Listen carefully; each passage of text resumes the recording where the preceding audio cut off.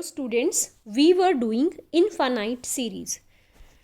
आज के इस लेक्चर में स्टूडेंट्स सबसे पहले Cauchy general principle of convergence statement is a necessary and sufficient condition for a series summation a n to converge is that for to each epsilon greater than 0 there exists a positive integer m such that sum of am plus 1 am plus 2 up to an modulus is less than epsilon for all n greater than or equal to m।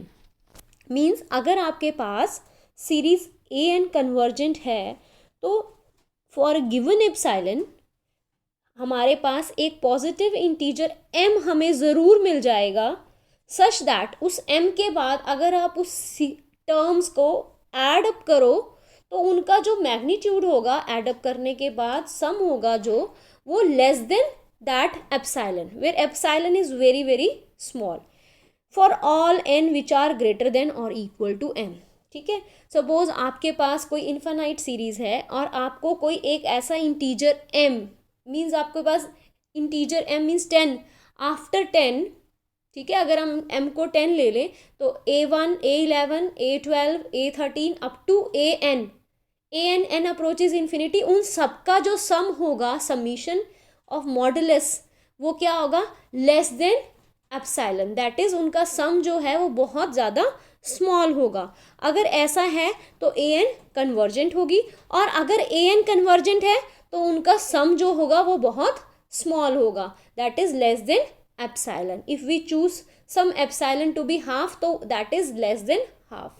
तो for given epsilon there exist a positive integer m। अगर ऐसा integer m हमें मिल जाता है, exist करता है, तो series convergent होगी। और अगर सीरीज कन्वर्जेंट है तो एक ऐसा m हमें ज़रूर मिलेगा जिसके लिए उन पर्टिकुलर टर्म्स का जो सम है आफ्टर दैट m 12 भी हो सकता है, 13 14 एंड सो ऑन, m के बाद जो सारा सम होगा that is less than epsilon. So let us take the proof. Let Sn denotes, अब समीशन an का जो कन्वर्जेंस या डाइवर्जेंस है वो कौन डिसाइड करता है, सीक्वेंस Sn। सीक्वेंस Sn क्या था आपके पास, sum of partial sum of first n terms of the series. Let us take Sn। So Sn is a1 plus a2 up to an, क्योंकि यही डिसाइड करेगा आपका समीशन an कन्वर्जेंट है या नहीं है। तो series an convergent if and only the sequence converges. तो अब सीक्वेंस का कन्वर्जेंट हमारा कैसे आता है, कॉशी जनरल प्रिंसिपल ही है हमारे पास। हाउ व्हेन वी से the sequence Sn, this remark or you can say this statement is very important. A sequence an is convergent if and only for each epsilon greater than 0 there exists a positive integer m such that an minus am is less than epsilon for all n greater than or equal to m.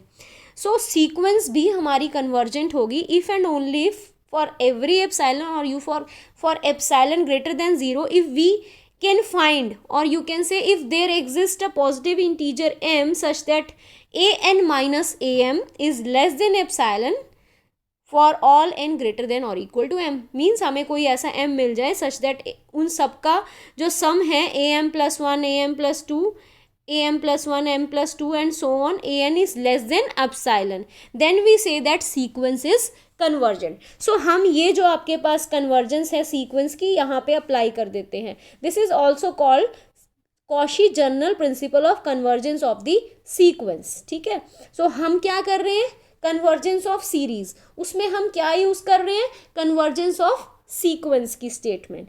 So the series summation an converges if and only if sequence Sn converges. और sequence Sn converge कब करेगी, by if and only by Cauchy general principle of convergence of sequence for every epsilon greater than 0 there exists a positive integer m such that यहाँ पे an था तो an minus am, तो यहाँ पे क्या होगा Sn minus Sm, sequence Sn है तो it is Sn minus Sm modulus less than epsilon for all n greater than और इक्वल टू m।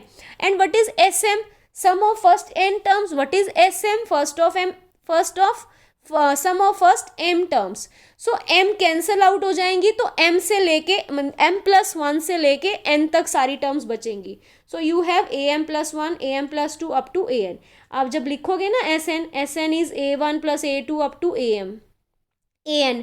और what is sm is a1 + a2 plus up to am.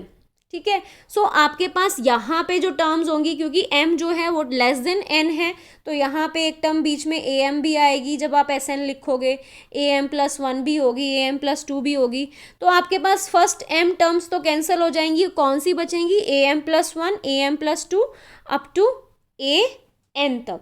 So this is less than epsilon. So this is if and only if result. So that is why I have put here if and only if. ठीक है. अब इसको reverse अगर हम देखें, अगर ये condition हमें गिवन है तो it mean series is convergent. So इसको रिवर्स अप करेंगे हम. Suppose this is given to you, this implies उल्टा, this imply Sn minus Sm is less than epsilon. This implies by Cauchy general principle of convergence the sequence is convergent if there exists an integer m such that this happens. So this implies Sn is convergent. Sn convergent implies An is convergent. So this is if and only if result. So हमारी series कब converge करेगी? If there exists a positive integer m such that am+1 up to an जो sum है उसका modulus less than epsilon for all n which are greater than m. या फिर अगर आपके पास ये कंडीशन गिवन है, दैट इज कौन सी condition?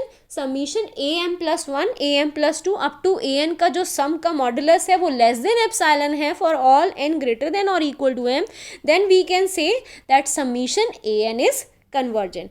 So this principle is called Cauchy general principle of convergence. Next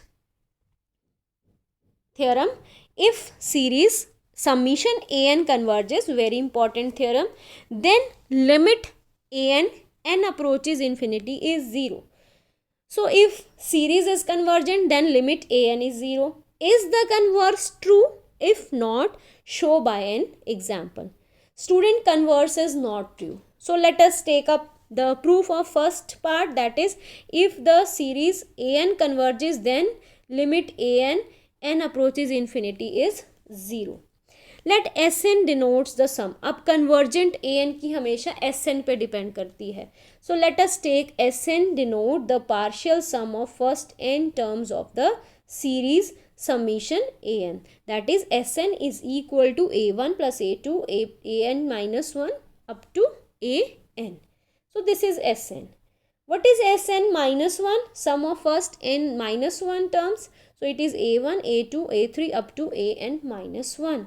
So after subtracting, अगर हम Sn minus 1 को Sn में से subtract करें तो we are left with only an, the last term an. So summation an is convergent है. Let us say this is converges to S. अगर आपके पास summation an convergent दिया हुआ है, this is given to you if the series summation an converges. So summation an is convergent and let it is convergent to S. तो अगर ये S पे converge कर रहा है तो इट मीन्स सीक्वेंस Sn भी n को S को कन्वर्ज करेगी. So limit n approaches infinity Sn is S. तो अगर सीक्वेंस S पे कन्वर्ज कर रही है इट मीन्स n के लिए for every n it is true for all n Sn for limit n approaches infinity is S. So it is true for n minus 1 also. So limit n minus 1 n approaches infinity is also S. So from 1 taking limit n approaches infinity both sides, you will get limit n approaches infinity an is equal to limit Sn n approaches infinity minus limit Sn minus 1 limit n approaches infinity. This is S, this is S. So S minus S we will get 0. So limit n approaches infinity an is 0. So हमारे पास एक result आ गया जो आपने learn करना है. आपने ये result learn करना है. That is if summation an is convergent then limit n approaches infinity an is 0. This is very important result, but the converse is not true. So आप इससे कंफ्यूज नहीं होंगे कि अगर आपके पास limit an n approaches infinity 0 है तो this does not imply that an is convergent. So this does not imply that an is convergent. आपके पास रिवर्स ट्रू है कि अगर an कन्वर्जेंट है तो लिमिट an अप्रोचेज इन्फिनिटी हमेशा जीरो ही आएगा, बट अगर आपके पास limit an is equal to zero where n approaches infinity है तो this does not imply that an is convergent. Summation an is convergent. So we will take an example. Let us take an as 1 plus 1 by 2 plus 1 by 3 up to so on plus 1 by n and so on, infinite series. So इसमें nth term क्या है 1 by n. अगर आप इसकी limit देखो it is 0, but this is not convergent series. So how will you check that this is not convergent? By Cauchy general principle of convergence, if it is convergent, then for given epsilon there exists a positive integer m such that Sn minus Sm is less than epsilon for all n greater than or equal to m. So this is am plus 1, am plus 2 up to an is less than epsilon for all n greater than or equal to m. Clear? So अब आपने इसको apply करना है यहाँ पे, ठीक है. Suppose हमारा जो m है वो n जो है वो 2m है, इसमें इवन नंबर ऑफ टर्म्स है. सो लास्ट जो आपने m लिया दैट इज 2m. सो हमारा सम कहाँ से कहाँ तक हो गया, am प्लस 1 am प्लस 2 से लेके a of 2m. So what is am plus 1, an तो है 1 बाय n, तो am प्लस 1 कितना हो गया 1 upon m plus 1. What is am plus 2 1 upon am plus 2. What is a 2m 1 upon 2m. ठीक है. सो आप यहाँ पे वैल्यूज डाल दो. So it is 1 upon m plus 1 m plus 2 up to 1 upon 2m. 1 upon 2m को हम लिख सकते हैं m plus m. Clear. So आपके पास सम कहाँ से कहाँ तक है, m प्लस 1 फिर 2 फिर 3 फिर कहाँ पे m. तो कितनी टर्म्स हो गई है 1 से लेके 1 2 3 4 अप टू m. तो it is m terms, sum of m terms. ठीक है. 2m को मैंने m प्लस m लिखा. अब स्टूडेंट्स यहाँ पे आपके पास सबसे बड़ी टर्म, अब आपके पास m प्लस 1 हमेशा बड़ा होता है m प्लस m से अगर m पॉजिटिव है. तो आपके पास इसका रिवर्स क्या होगा 1 अपॉन m प्लस 1 जो होगा, ठीक है, 1 अपॉन m प्लस 1 जो होगा that is less then 1 upon m plus m. अब आपके पास सबसे छोटी टर्म कौन सी है इसमें, m प्लस 1 से शुरू हो रहा है फिर m प्लस 2 फिर m प्लस m तक जा रहा है. It means m plus m is greater. But अगर आप इसका रिवर्स देखो 1 upon m plus m is less then this term, तो ये जो टर्म है this is greater then this.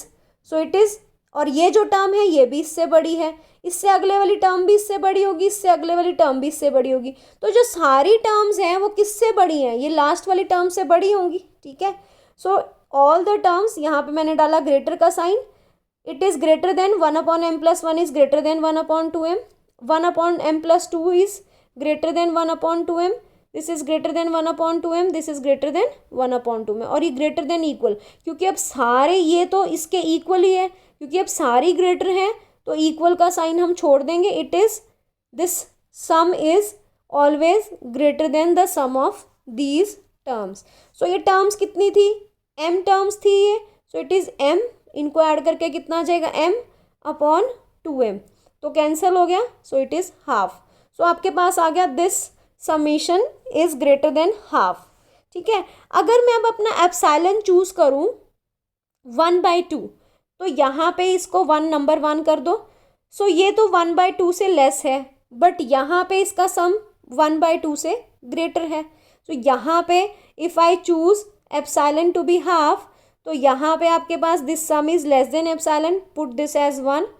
और यहाँ पे आपके पास अगर मैं देखूँ this is greater than half, so it is greater than epsilon.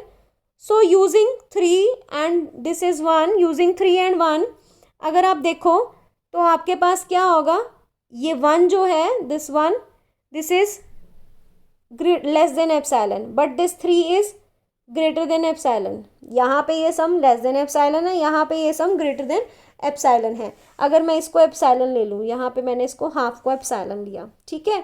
सो क्या है ये कॉन्ट्रडिक्शन, एक सम लेस देन हाफ और एक सम greater than half. This is not possible. So this is a contradiction. So this contradiction arrives when we take summation an to be convergent. It means summation an is not convergent. So अगर आपके पास limit n approaches infinity 0 है, that does not imply that the series is convergent. Hence summation an is not convergent if summation n approaches infinity is 0. So this is also very important result.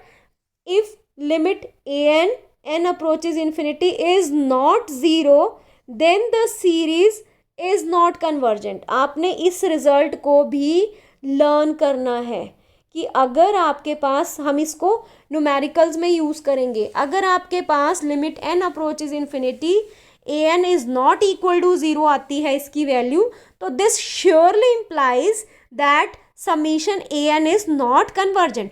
अब summation an अगर positive series है तो दो ही option हो सकती हैं, either it is convergent और डाइवर्जेंट. अगर मैंने इसको बोल दिया it is not convergent, then it is definitely divergent. So for positive term series अगर मैं बोलती हूँ it is not convergent, it means it is divergent. But अगर ये सीरीज का आपको ये नहीं पता कि ये पॉजिटिव है या नेगेटिव है, इसमें ऑल्टरनेट साइंस भी है या नहीं है, तो आप सीधा एक टर्म लिखोगे इट इज़ नॉट कन्वर्जेंट, क्योंकि उस केस में ये डाइवर्जेंट भी हो सकती है और ऑसिलेट भी कर सकती है. But if limit n approaches infinity an is not equal to 0, then it will surely give you that summation an is not convergent. और इसी के ऑपोजिट रिजल्ट हमने किया था, if summation an is convergent then limit n approaches infinity an is 0.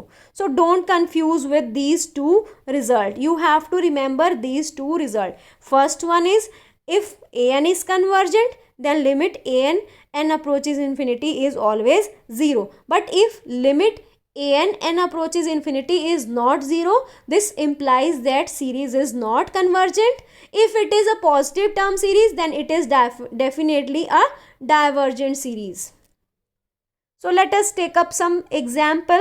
Show that the series summation n and 2n upon 1 is not convergent. Not convergent means simply you will check that if limit n approaches infinity is 0 or not. So let us take this is equal to summation an, where an is n upon 2n plus 1.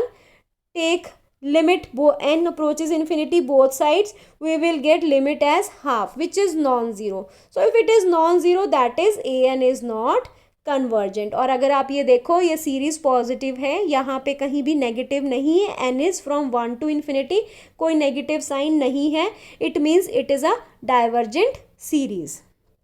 Next, show that the series is divergent. Divergent, और अगर आप इसे check करो it is a positive series, means अगर हम इसे ये दिखा दे it is not convergent, this implies that this is divergent.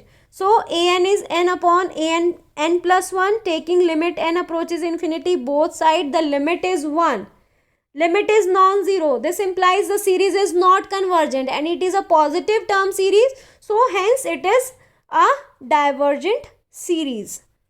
Show that the series summation n 1 upon n square 1 upon n is divergent. So let an is this summation limit n approaches infinity, taking this n approaches infinity both sides, we will rearrange this term as 1 upon n. जो 1 upon n है इसको n के ऊपर ले आए, n to the power 1 upon n, और square को बाहर ले गए, because we have to use the result that limit n approaches infinity, n to the power 1 by n is always 1. We will use this result. और ये result कैसे आया, इसको देखो आप कैसे प्रूव करोगे. Let y is equal to n to the power 1 by n. यहाँ पे मैंने शो करके दिखाया है आपको कि आप कैसे इस रिजल्ट को प्रूव कर सकते हो, बट आप इसको डायरेक्टली भी यूज़ कर सकते हो. In the numerical we will use directly this result. So how will we prove that limit n approaches infinity and to the power 1 upon n is 1. So let y is this, taking logarithm both side, we have logarithm of y is equal to logarithm of n to the power 1 by n. So it is logarithm of a to the power n, which is equal to n log a. So it is 1 by n log n. Next is limit n approaches infinity, log y is equal to limit n approaches infinity log n upon n. So it is infinity by infinity form. So apply L'Hospital rule. So what will you get? Log n का derivative 1 upon n, और n का derivative with respect to n it is 1. So limit n approaches infinity, it is 0. So logarithm of y is equal to 0 implies y is equal to e to the power 0. Exponential 0 is always 1. So we will get a result that limit n approaches infinity, n to the power n 1 by n is always 1. So we have to remember this result to use this result in numericals. So we will get limit n approaches infinity, an is 1. So since it is non-zero, this implies that summation an is not convergent, and summation an is a positive term series, as you can see. So therefore this is a divergent series. Next, summation n approaches n1 to infinity under the root n upon n plus 1. Let me check the value of limit n approaches infinity an. So this is again 1. ये आपके पास root n outside, so it is under the root 1 plus 1 upon n, and when n approaches infinity it is 1 upon n, is that is 0, so it will be 1. So since limit n approaches infinity is not equal to 0, so therefore summation an is not convergent, and being a positive term series, it is divergent series. So this is all about the theorem, Cauchy convergence theorem. Then we prove that if summation an converges, then limit of n approaches infinity 0, but converse is not true, and some numerical based on these results. So thank you for watching the video. In the next lecture, we will continue with infinite series.